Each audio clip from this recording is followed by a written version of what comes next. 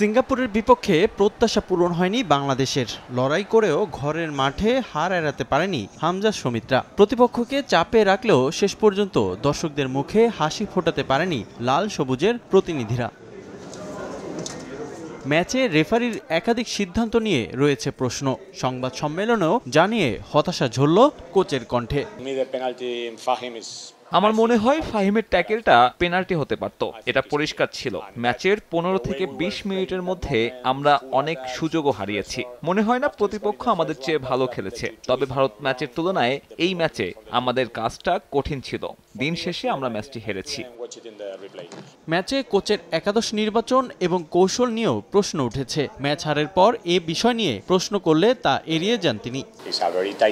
এটা অনেক বেশি টাইট ম্যাচ ছিল, দুই দলই সমশক্তি। ফুটবলে অনেক কিছুই হতে পারে।